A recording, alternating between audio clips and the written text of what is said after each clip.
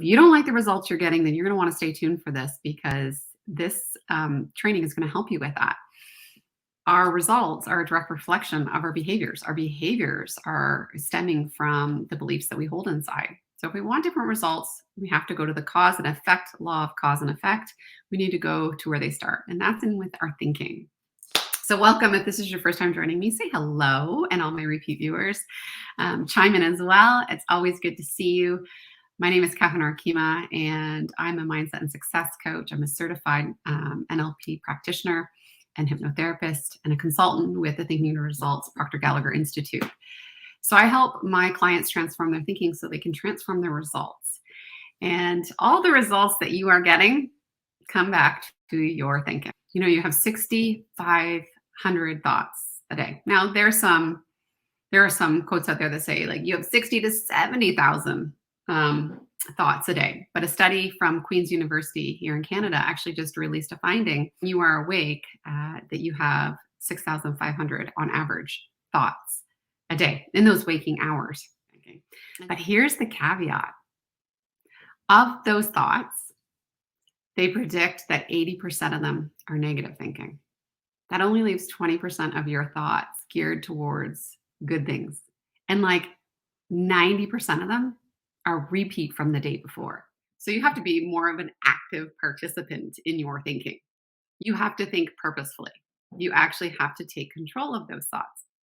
And if you're like, okay, yeah, no, I'm a super, super positive person, I challenge you for 24 hours, really survey the thoughts you're thinking. And I don't even mean the big thoughts, because one of the things I found most astonishing was the little creepy up negative thoughts that got you. Here's something else I want to teach you about the lens in your thinking and why we have such repetitive thoughts. One, it's really important to catch our thinking in the moment to be able to switch it. Because if we're not aware of it, how can you change it? You can't. If you don't know you have a leaky pipe, then you can't fix it. Let's talk about this lens in which we delete, distort, and generalize. When information is coming at us, we have our senses that are picking up on everything. Our nervous system is completely bombarded by all of our senses: see, hear, smell, taste, touch, all of it.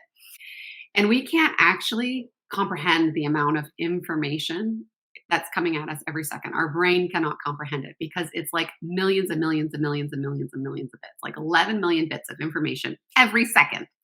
So your nervous system, in being able to block out a lot of the information, will do things like delete, generalize, and distort. These are our filters. It runs the information through, it processes what we think we should keep as important information, and the rest is discarded. I'm going to use this as an example. When you walk into the grocery store, how is it that you can walk down an aisle and not even pay attention to all those bottles and labels? You're looking for that one bottle on that one shelf, and you can pick it out like that, right? Because it just basically deletes all that stuff. It not it, bang, there. So it filters all of it so you don't recognize it.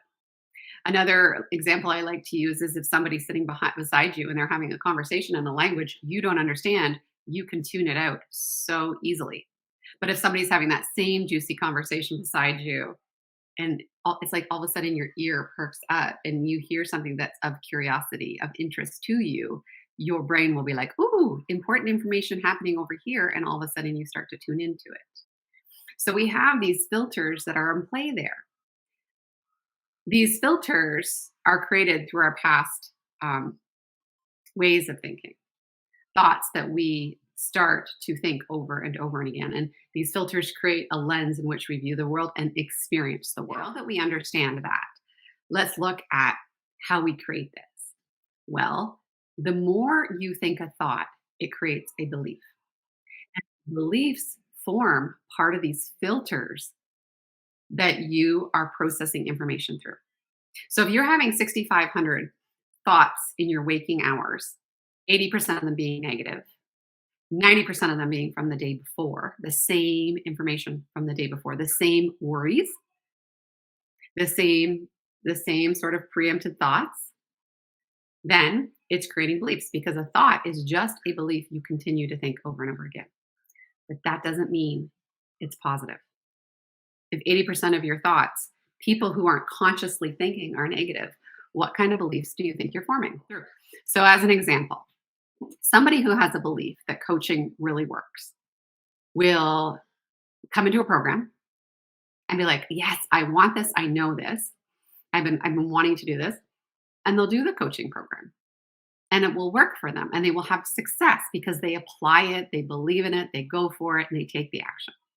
Where somebody who has maybe a belief that, "Oh, I don't know, this stuff kind of never works for me," then they come in, and what happens is the self-sabotaging starts to happen on an unconscious level because it's a belief in our subconscious that this stuff doesn't work. So they start doing things like, missing out on the lessons, not completing the lessons, half-assing it. And by the end of the program, they're like, "See, it never really worked for me." Because it's a self-fulfilling prophecy in which the lens that we view ourselves through created by these filters. This isn't hokey pokey. This is science. So when you generalize, it creates this perspective in which you see the world. But you have the ability to change the lens in which you see the world and in which you experience the world. Because you have to be proactively changing that lens to, yes, this works for me. Guys, it's not the strategy, it's the lens. There are a million different strategists out there, a million different ways to grow your business. But if you have a crappy lens in which you view the strategy, the success won't be there. And that's why a lot of people jump from strategy to strategy to strategy to strategy to strategy. Why? Their lens hasn't changed. So they're looking for the external strategy to fix the internal belief, but that's not how it works. The belief inside has to be the first key. The lens in which you view, the lens in which you experience, the filters that you process it through have to be in alignment. So we catch them. We start to catch and recognize our thoughts. We start to realize that, oh my, I'm thinking this same thought over and over and over again. And then we have to learn how to rewire them. How to catch the thought and rewire them so that they don't continually process. Because actually, nerves that fire together wire together. And they wire together in your brain and actually create strength. They create pictures, they create stories, they cement in your mind. So they are automatically recognized quickly. It's just an old habit of thinking. I want you to start paying attention to the thoughts that you have in the day. And some of the things you can start being aware of is, whoa, do I actually want to believe that? If we want to change the breaking of the habits, if we want to finally be able to follow through on something, if we actually want to be able to stop that self-sabotaging, then we have to go to first the thinking, which is then programmed into the subconscious. And once the belief is formed, the behaviors are going to reflect that new belief. Your behaviors are a subconscious response. Your body is just manifesting physical response to your thinking. And when you truly understand that, you can change and rewire what's happening in your mind to get the results that you want.